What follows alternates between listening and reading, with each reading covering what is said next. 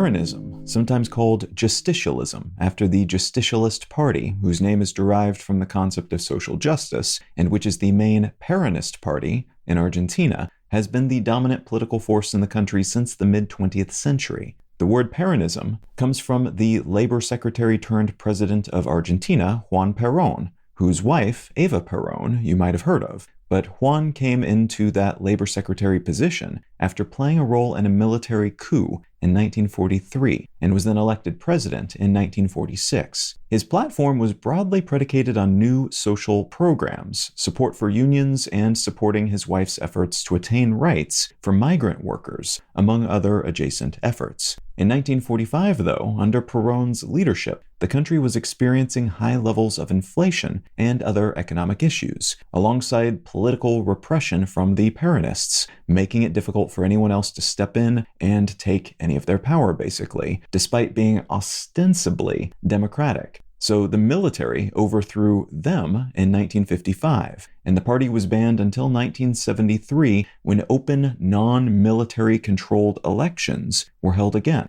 And Perón won that election, returning to the presidency after nearly 2 decades. Juan died a year after returning to office, and his widow, his third wife Isabel, who was also his vice president before he died, stepped in to run the country. But she was overthrown by the military in another coup in 1976. Argentina was then run by a military dictatorship until 1983, when democracy returned. Political parties were able to function again, and from that point forward, Peronist parties have dominated Argentine politics, their candidates holding the presidency for 28 of the 40 years between then and today, despite the very mixed record of Perón and others who have run as Peronists. And fundamental to that mixed record is the Peronist party's seeming inability to manage Argentina's economy. The Peronists have always promised a great deal to Argentinian voters, including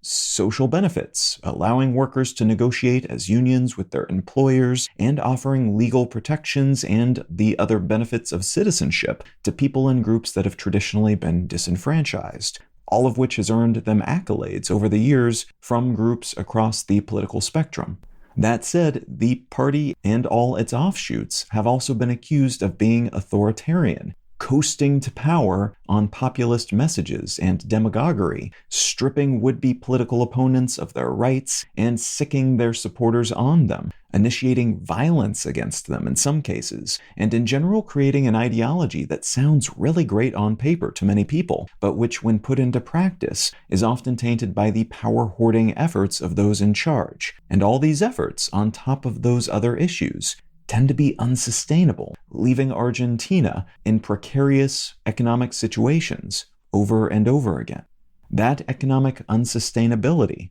is part of what has made Argentina something of an outlier in South America. Despite having all the ingredients of a decently successful burgeoning state like its neighbor to the north, Brazil, it somehow over and over again has stumbled into economic catastrophe, leaving it drowning in debt, stagnating, suffering from chronic inflation, and generally declining even when its regional peer nations have enjoyed economic boom times. What I'd like to talk about today is Argentina's 2023 presidential election, the people and ideas involved, and what a November runoff might mean for the country's fortunes moving forward.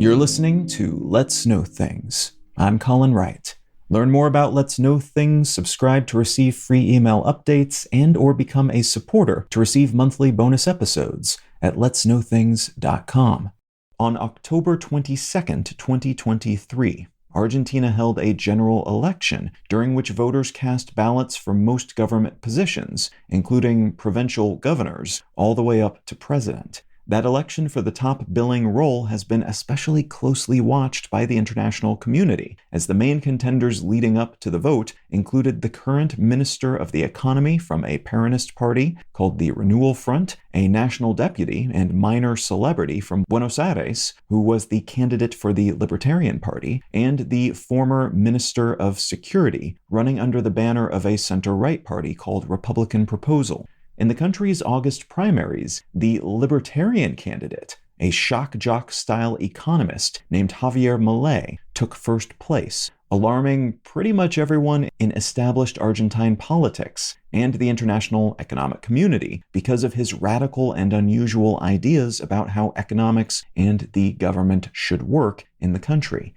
But he took first place in those primaries, with the center-right candidate Patricia Bullrich taking second, and the Peronist Renewal Front candidate Sergio Massa took third place. The first time the candidate from the Peronist party has been relegated to third place in the country's primaries. And that made the October general election quite the event, as there was reason to believe the two parties that typically vie for government leadership, the authoritarian left Peronists and the center-right Republican proposal, might be usurped by this radical outsider who has wild ideas and has been favorably compared to former U.S. President Donald Trump for his outlandish statements and on-camera antics. As it turned out, though, once the votes were cast, and voting is compulsory in Argentina for people ages 18 to 70, and citizens ages 16 and 17 are allowed, but not required to vote, the Peronist candidate took first place with nearly 37% of the votes, the firebrand Milei got almost 30%, and the conservative Bullrich took not quite 24%. That third place position means Bullrich will not be able to participate in the runoff election scheduled for November 19th, which has been disappointing for many international analysts, as she was thought to be the adult in the room, so to speak, in all things monetary, and her proposed policies would have been generally more in line with international standards in countries that don't suffer from the wild levels of inflation and other economic catastrophes Argentina has seen on a near continuous basis since the mid-20th century. Instead, the country's voters will choose between the Peronists, under whose party leadership and policies the country has suffered through a half-decade monetary crisis, and a relative outsider who has suggested, among other things, that the government should end as much spending as possible in order to rush to a balanced budget, including killing off all those social programs, that the country's central bank should be abolished, and that Argentina should do away with the peso and adopt the US dollar as its official currency. Milei has also said that he believes abortion should be banned in all cases, including when a woman has been raped, that COVID vaccines are scams, as is feminism, that minority groups are trying to take over the country using what he calls cultural Marxism, which is a conspiracy theory held by far-right nationalist groups around the world, that sex education should not be taught in schools, that climate change is a hoax, that anyone who wants to own a gun should be able to get one, and that taxes should never be increased. None of which is terribly beyond the norm for far-right, at times extreme far-right groups in other nations. But with rare exceptions, those groups are not typically at the center of political discourse and are not winning large portions of the total vote, which Milei has done, in part on the back of votes from young people who seem to enjoy his antics and his dramatic, sweeping platform. Many people have reportedly voted for him, though, based on exit polling and other surveys, because the status quo in the country, currently and for a long while, has just been abysmal for the everyday person. Some estimates suggest that Argentina will tally an inflation rate of about 140% in 2023, which is just staggering if you think about the implications of what that means for the value of a person's income and savings, and what it implies about how people should behave. For comparison, the wealthy world has been flipping out over post-pandemic inflation rates of medium to high single digits. And this is many times that, a situation that incentivizes people to immediately spend or convert into other currencies all the money they bring in as soon as possible, because it will be worth substantially less tomorrow if they hang on to it. And while Milei's many and often radical beliefs are not everyone's cup of tea, to say the least, the protest vote, voting against the way things are today, even if the alternative is not ideal for other reasons, seems to have been strong during those primaries, and only a little less potent during the general election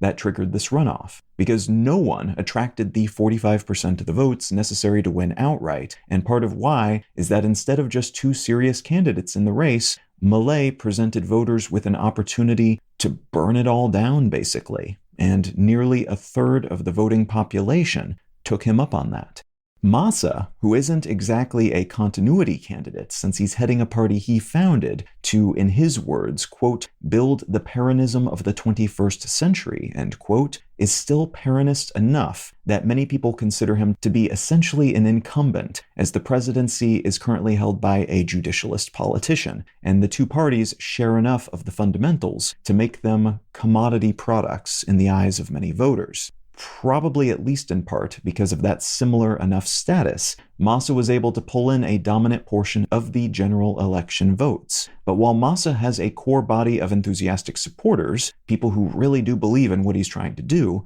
evolving the Peronist model to make it work better, basically, some people have said that they are voting for him because he's not as crazy as Milei, and thus seems less likely to set fire to the government just for the sake of setting fires. Despite the current state of affairs, then, some voters are seeking continuity, not because they like what's happening, but because they fear what could happen under a different guiding hand. Whomever takes the lead, and thus the presidency, will have a raft of issues to contend with beyond inflation and economics. The country is set to undergo negotiations with the International Monetary Fund in November, the same month as the runoff election, and it has seen the worst grain harvest in about 60 years as a consequence of a significant drought. And grain is Argentina's main export, so this could nudge the country even closer to default and make those negotiations with the IMF even more fraught,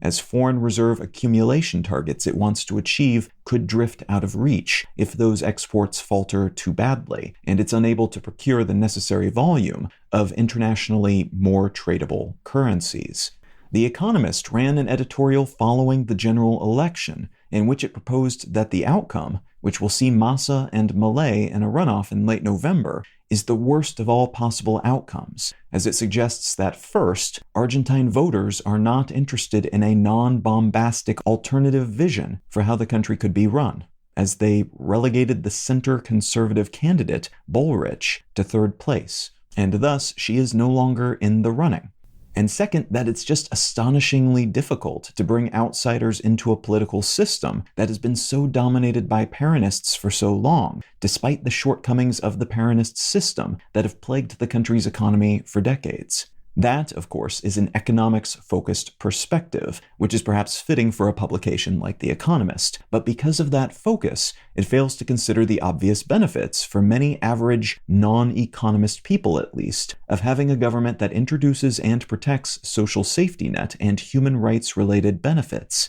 even when doing so, is not economically sustainable. You can absolutely argue that it's short-sighted to burn a candle with an insufficient length of wick, but they have managed to do so for a good long while, even if progress in that department has often been more of a shamble than a steady run. Argentina is looking down the barrel of its sixth recession in a decade. It has had to go through 22 economic bailout programs since 1956, and it is in debt to the tune of $56 billion to the IMF. There is no clear way out of that kind of financial pit, especially considering all the other challenges the country also faces now and will face in the near future. It is possible that at some point a politician will step into power who has a sense of how to both address the pervasive and persistent economic issues the country struggles with, while also allowing citizens to retain their rights, their social safety nets, and other sticking points that have been traditionally vital to voters.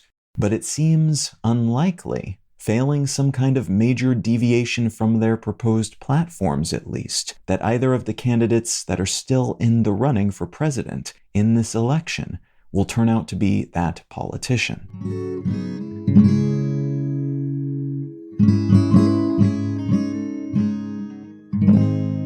The book I'd like to recommend today is called The Future Starts Here, An Optimistic Guide to What Comes Next by John Higgs.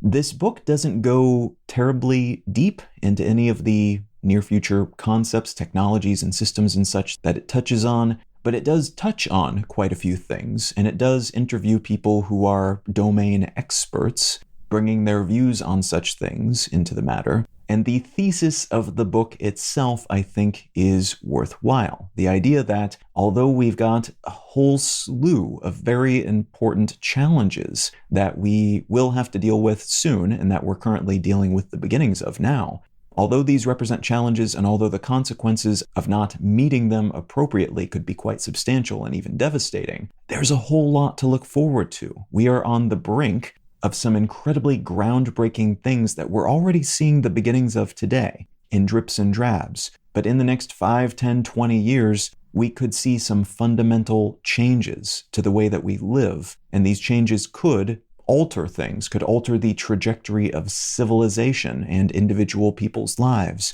for the better. Again, it doesn't get too deep into any of these things. You would have to read specific books on various topics that are covered in this book if you want to learn more about the specifics of it and the people involved and the implications of these things. But if you're looking for a broad strokes book on some of the things that we have to look forward to in general, this is a worthwhile book to pick up. Now, if any of that sounds interesting to you, consider picking up a copy of The Future Starts Here by John Higgs. You can subscribe to receive email updates, find show notes, and other such content, and support this show financially, receiving additional bonus episodes as a thank you at letsknowthings.com. Learn more about me and my work at Colin.io. Subscribe to my other news-focused podcast, One Sentence News, wherever you get your pods, or at onesentencenews.com. And say howdy on social media. I'm at Colin is my name on Instagram and Twitter, and Colin Wright on Facebook and YouTube. Thank you so much for listening. I'm Colin Wright, and I'll talk to you again next week.